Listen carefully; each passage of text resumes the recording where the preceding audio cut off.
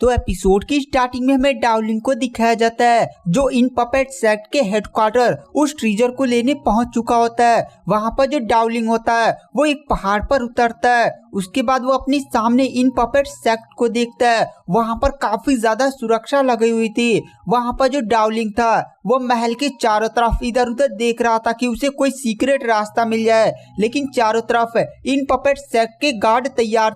उसके बाद जो डाउलिंग होता है वो पीछे मोड़ता है और लिनर की तरफ देखता है जो उसने शेर पर बांध कर रखा हुआ था। वो कहता है, तुम तो इन पपेट सेक्ट के हेड के बेटे हो ना, तुम्हें कोई ना कोई सीक्रेट रास्ता मालूम होगा जिससे तुम इन पपेट सेक्ट में हमें एंट्री दिला सकते हो। अगर चुपचाप मुझे वो रास्ता बता दो वरना मैं तुम्हें यहीं जान से मार दूंगा।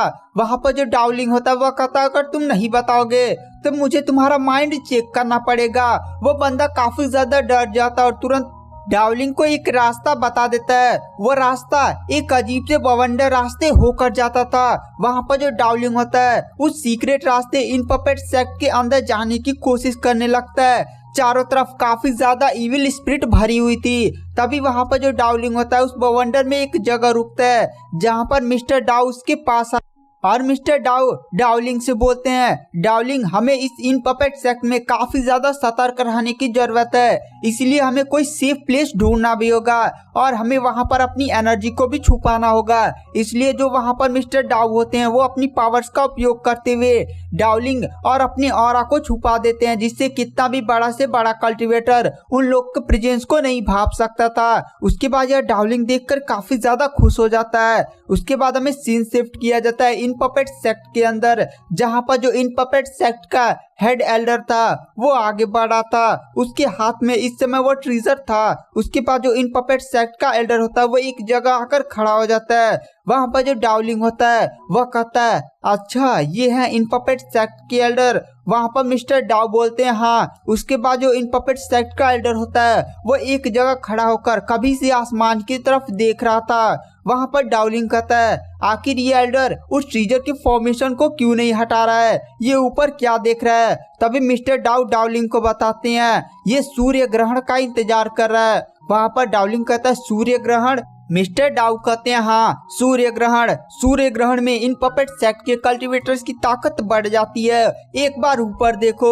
वहां पर डाउलिंग ऊपर देखता है। वह देखता है कि अब धीरे धीरे सूर्य ग्रहण होने लगा है, दिन रात में बदलने लगा है। वहां पर जो इन पपेट सेक्ट का एल्डर था वो आसमान में सूर्य ग्रहण को ही देख रहा था और जैसे ही पूरा सूर्य ग्रहण हो जाता है इन पपेट सेक्ट का एल्डर तुरंत अपने सभी कल्टीवेटर से कहता है, सभी लोग इस ट्रीजर को खोलने में अपनी ताकत लगाने के लिए तैयार हो जाओ। उसके बाद इन पपेट सेक्ट का एल्डर अपने सामने उस ट्रीजर को रख देता है। वहां पर इन पपेट सेक्ट के जो सारे कल्टीवेटर्स और डिसाइपल्स होते हैं वो तुरंत अपनी अपनी एनर्जी से उस ट्रीजर के फॉर्मेशन को खोलने का प्रयास करने लगते हैं। वहां पर एक काफी तेज लाइट चमकने लगती है।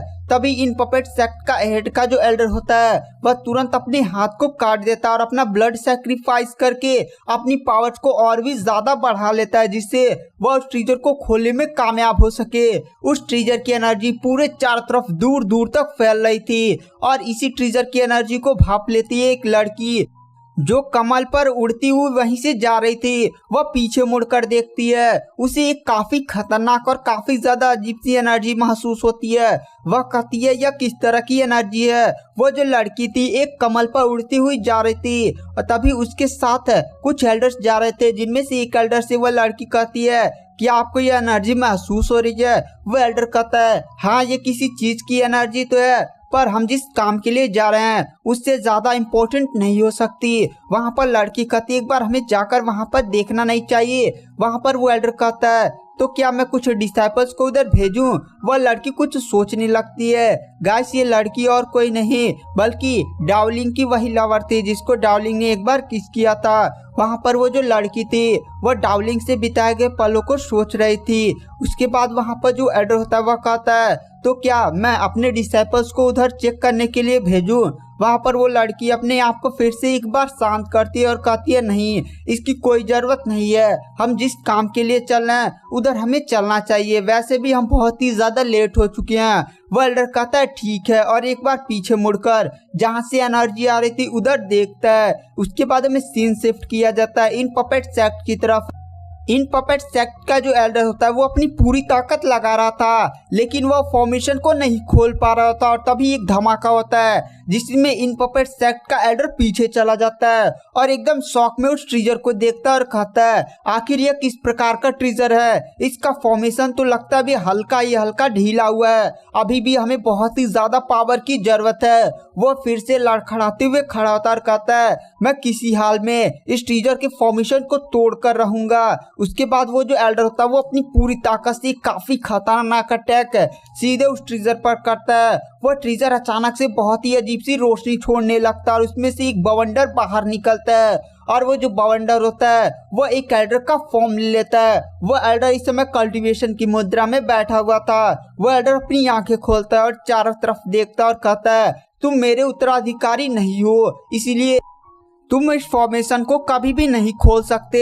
तुम अपनी पूरी सेक्ट की ताकत भी लगा दो क्यों ना, इस फॉर्मेशन को तुम नहीं खोल पाओगे। वहीं पर डाउलिंग ये सारी चीजें छुप कर देख रहा था। तभी वहां पर डाउलिंग शॉक में कहता है अरे ये तो वही एल्डर है जो उस मुझे अजीब सी जगह पर मिले थे। तभी वहां पर जो इन पपेट सेक्ट का एल्डर होता है वह कहता है तुम मर चुके हो और तुम्हारी पावर भी कम हो चुकी होगी।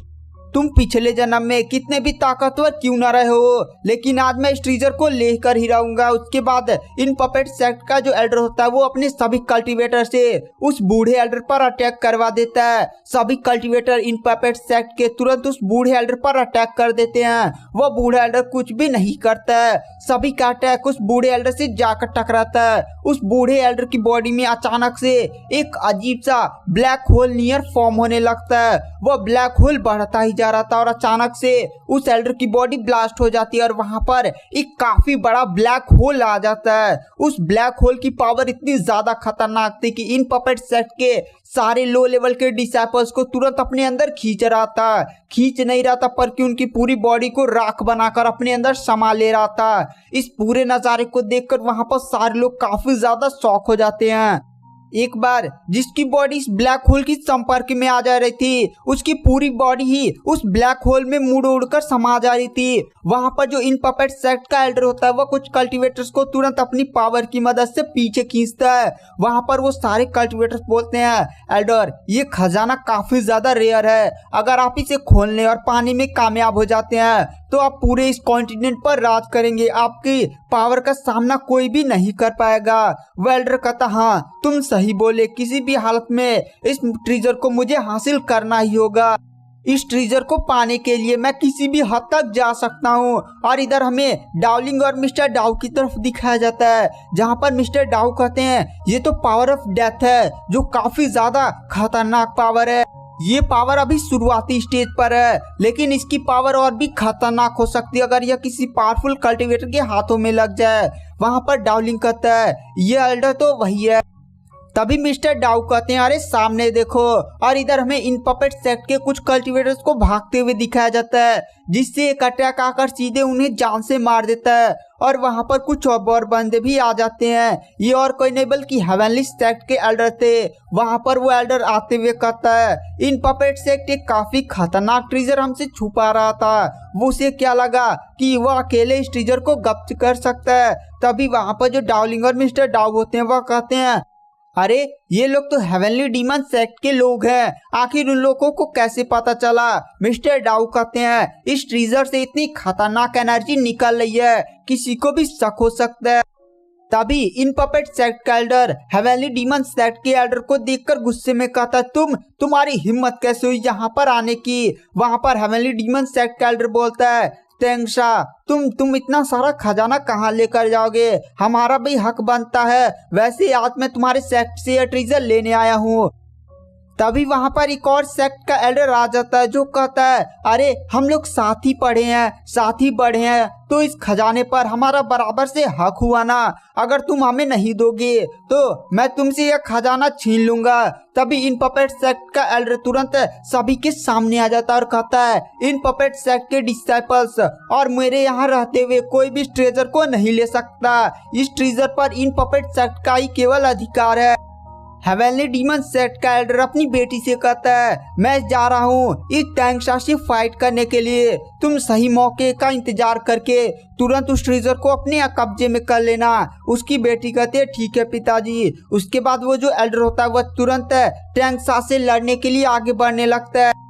गाइस, टैंक्सा इन पपेट सेक्ट का एल्डर है। वहां पर जो टैंक्सा होता है उस पर तुरंत हेवनली डीमन सेक्ट और दूसरे सेक्ट के सभी एल्डर्स उन पर अटैक कर देते हैं। वहां पर जो टैंक्सा होता है वो काफी खतरनाक अटैक उन दोनों एल्डर्स पर करने लगता है। दोनों में एक काफी खतरनाक और आइकॉनिक लेवल की बैटल होती है, जिसमें जो इन पपेट सेक्ट का एल्डर टैंक्सा होता है वो उन दोनों एल्डर्स को पीछे हटाने में कामयाब हो जा रहा था। वो दोनों एल्डर्स उनका सामना नहीं कर पा रहे थे। तभी वहां पर जो हेवनली डीमन सेक्ट की लीडर की बेटी होती है वह तुरंत उस ट्रेजर को पाने के लिए तुरंत इन पपेट सेक्ट की तरफ बढ़ने लगती है, जहां पर इन पपेट सेक्ट के दो एल्डर्स तुरंत उनके सामने आते हैं और तुरंत वो लोग वहां पर दो पपेट्स को लाकर रख देते हैं जिनकी पावर काफी ज्यादा हाई होती है।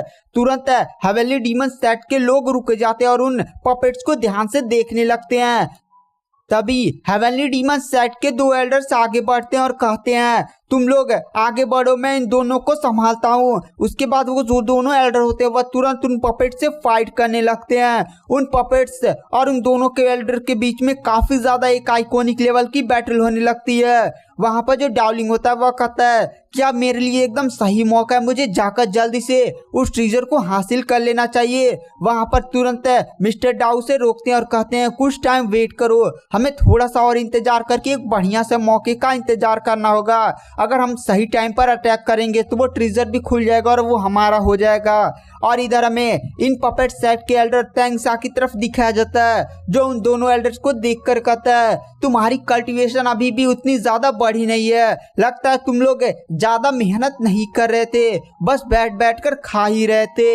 यह बात सुनकर वो दोनों एल्डर काफी ज्यादा गुस्सा आ जाते हैं और काफी खतरनाक अटैक सीधे इन पपेट सेक्ट की एल्डर की तरफ करते हैं। वहां पर इन तीनों के बीच में काफी ज्यादा आइकॉनिक लेवल की बैटल हो रही थी, पर वहां पर तुरंत इन पपेट सेक्ट का एल्डर कुछ सोचने लगता है, रुक जाता है और कहता है, रुको रुको, मेरे पास एक प्लान है। वो दोनों कहते हैं, प्लान? कौन सा प्लान? इन पपेट सेक्ट का एल्डर बोलता है, देखो ये ट्रेजर काफी ज्यादा रेयर है और इस पर जो फॉर्मेशन लगाई गई है वो काफी ज्यादा हाई लेवल की है। मेरी पूरी सेट की ताकत भी इस फॉर्मेशन को नहीं खोल पा रही है, इसलिए अगर तुम लोग मेरे साथ मिलकर इस फॉर्मेशन को खोलने में हमारी मदद करोगे तो मैं तुम दोनों को भी इस ट्रेजर का एक काफी बढ़िया शेयर दूंगा।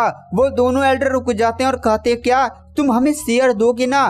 पक्का तुम्हारा वादा है ना? इन पपेट सेक्ट का एल्डर बोलता है, हाँ मेरा वादा है, मैं तुम्हें शेयर पक्का दूंगा। वो दोनों एल्डर कहते हैं, तो बात ही खत्म, चलो इस ट्रेजर के फॉर्मेशन को मिलकर हटाते हैं। उसके बाद जो इन पपेट सेक्ट का एल्डर होता है वो तुरंत ट्रेजर की तरफ फिर से मुड़ता और कहता है, इस बार तीनों सेट के सभी कल्टीवेटर्स तुरंत अपनी पावर्स को एक्टिवेट करो और तुरंत इस ट्रेजर को खोलने में अपनी पूरी ताकत लगा दो। वहां पर तीनों सेट के सभी कल्टीवेटर्स अपनी पूरी ताकत लगाकर उस ट्रेजर पर अटैक करते हैं। वहां पर एक काफी इंटेंस ऑरा निकलता है जिसमें नॉर्मल कल्टीवेटर तो एकदम पीछे हटने लगते हैं। कोई भी उस इंटेंस ऑरा के सामने नहीं टिक पा रहा था। तभी वो ट्रेजर एक काफी खतरनाक एनर्जी छोड़ता है जिससे सारे कल्टीवेटर्स पीछे हट जाते हैं। नॉर्मल कल्टीवेटर्स तो काफी ज्यादा घायल हो चुके थे, पर वो ट्रेजर पर फॉर्मेशन इस बार थोड़ा सा कमजोर लग रहा था। तभी हमें दिखाया जाता है, एक हरी रोशनी सीधे उस ट्रेजर की तरफ बढ़ने लगती है। ये हरी रोशनी काफी ज्यादा तेज थी। वहां पर तुरंत सारे कल्टीवेटर्स उस हरी रोशनी की तरफ देखने लगते हैं। ये और कोई नहीं बल्कि डाउलिंग होता है। डाउलिंग को देखकर वहां पर सारे कल्टीवेटर्स काफी ज्यादा शॉक हो जाते हैं। गाइस, क्या डाउलिंग उस ट्रेजर को हासिल कर पाएगा या नहीं, ये सब जानने के लिए आपको नेक्स्ट एपिसोड का वेट करना पड़ेगा। नेक्स्ट एपिसोड जल्दी अपलोड हो रहा है।